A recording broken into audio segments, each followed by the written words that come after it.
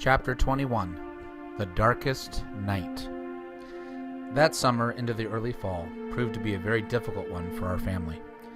We had moved into a very expensive 3-bedroom apartment, which was perfect for the family, but draining on the finances. It was the only apartment that would give us enough space for our family and still allow us to move in on such a short notice. I started working Sundays and going in very early during the rest of the week, and yet still we were just scraping by. On top of that, the immense amount of driving that I was doing every day for the delivery job had greatly strained my back, to the point that it became painful to even drive. In early August, the pain had become so bad that I was constantly dizzy while in the van, and finally I had to tell my job that I needed some time off to figure out what was going on. For the next 2 months, I went to a chiropractor that was covered by my car insurance. The pain somewhat diminished, but I still couldn't shake the intense dizziness that I had. It became obvious to both Annika and myself that I would need to find another line of work. Even if the physical strain had not become such a major issue, the amount of hours I was putting into the job prevented me from spending any time with the family except for Shabbat. By the time I officially quit my job, the fall feast had arrived.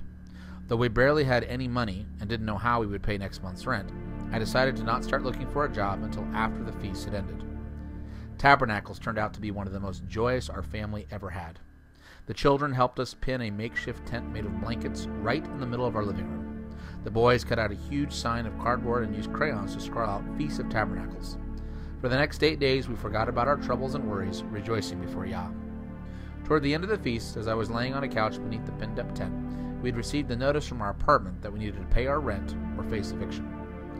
I shut my eyes, rubbing my head, asking Yah what we should do. Suddenly, I remembered that our car insurance might provide a means to get us by until I found a job. The workers' comp insurance for my delivery job had rejected our claim, but maybe our car insurance wouldn't.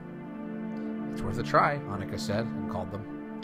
Within 24 hours, they had accepted our claim and provided us with just enough to pay our rent while I went to search for a job.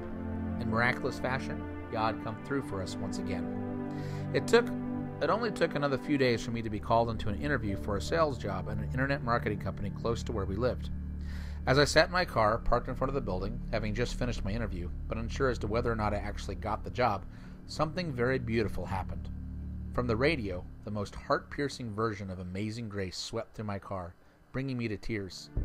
I knew, no matter what the outcome, His amazingly comforting grace would bring us through. "Hello?" Annika answered the phone a few days later. "Who is this?" I looked over at her as she smiled and handed the phone to me. "It's that internet marketing company you applied for." I had landed the job.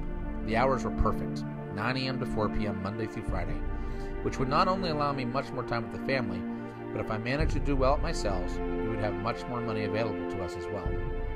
Over the next 2 months, Yah would help me become one of the top salesmen at the company, and not only were we able to pay our current bills, but we were slaying one debt dragon after another, finally climbing out of a financial hole that had dogged us since we had moved back to Portland. Everything seemed so hopeful at the end of 2007. Politics, which we had long since shunned, drew us back as a candidate named Ron Paul, who promised to restore the nation back to the Constitution, was rising in popularity. My new job was turning out better than either one of us could have ever expected. We had located a possible home that we could now afford, with a huge yard for the children. Life seemed near as perfect and golden as it had ever been. And then, the darkest night of my life occurred. The story has now come full circle. For in early 2008, spanning throughout the year and into the spring of 2009, are when the events described in Chapter 2 took place, the making of a love warrior. While it is not my intent to rehash the events of Chapter 2, which you can read, I do want to now continue on with the immediate aftermath of what occurred. As I said toward the end of Chapter 2, this was not the end of the story, but just the beginning. After the divorce was finalized and it was clear Annika had no intention of returning to the marriage, I emphatically told her that I thought what she was doing was absolutely and totally evil. We exchanged several heated emails. Annika took these emails to the court and was immediately granted a restraining order. Though I tried to repeal the restraining order, the judge told me that any decision DHS made would trump what he did anyway, and he wanted to leave it in their hands. But a week later, DHS dismissed our case, effectively leaving me cut off from my children. It is hard to describe the deep frustration, anger, and hurt that filled me. But rather than pleading the blood of Yahshua over the situation and seeking his face, I took matters into my own hands. I quickly wrote an email asking Annika to return to the marriage for the sake of our children and for his kingdom. I sent the email to my mom, asking her to send it so that I wouldn't violate the restraining order. That evening, I received a call from the police. "Mr. Lee, did you send an email to Annika Lee through your mom?" Stunned at the phone call, I said, "Yes, I did, but it was to be passed on through my mom. What's the problem?" "When are you going to be home? We'd like to speak with you." Later that night, when I arrived home, 3 cops emerged from the shadows. I explained to them that it was my understanding that as long as I sent this email through my mom, everything would be okay. The cops shrugged. "Would you mind if we came inside and looked at the email?" "Of course not." I invited them into the house, printed out the email, and showed it to them. As you can see, I addressed it to my mom, asking her to pass it along. "Mr. Lee, you didn't realize this is third-party contact? That's prohibited by the restraining order." As the police slapped the handcuffs on my wrists and led me to his car, I remember a great wave of the Ruach filled my innermost being, and an intense shalom quieted my spirit. Something was about to happen that I didn't quite understand, but it was as if Yah were saying, "Be still, I have a mission for you." Late that night, I was placed into a large cement holding tank. One drunken man lay snoring on the floor. A dark-faced Hispanic man, knowing just enough English to communicate with me, smiled as I sat down next to him. As we spoke in hushed tones, I realized how much the acoustics of the cavernous room echoed our voices. After sharing my testimony with the man, I asked, "Would you mind if I sang some praise songs?" "Not at all. Go ahead." As I began to lift my voice, praising Yahshua, the song echoed throughout the room. The Hispanic man smiled peacefully at me. Suddenly, the thick metal door clanged open. "Stop the singing. It's disruptive," an officer snarled. "I will not stop praising Yah. I'm not bothering anyone." 2 officers burst into the room, grabbed me by the arms, and dragged me down the hall. I continued singing out to Yahshua as they roughly threw me into solitary confinement. "You think the praises of Yah bothered you then? Wait till you hear this." And I pressed the intercom button on the jail door, belting out praises to Yah.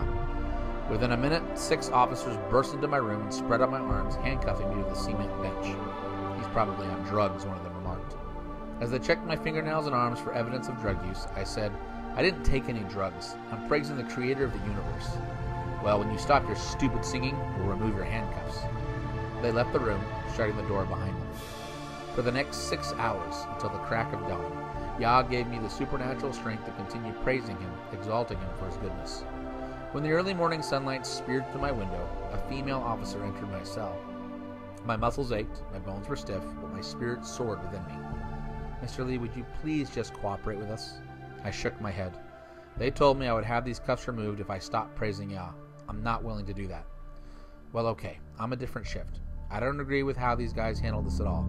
Tell you what, you can keep singing as much as you want, but can you promise me that you won't touch the intercom button?" "Yes, of course," I said, so grateful that Yah had sent someone much kinder into my cell. She released me from my handcuffs and offered me some breakfast. No, I'm planning on fasting for the time being," I said.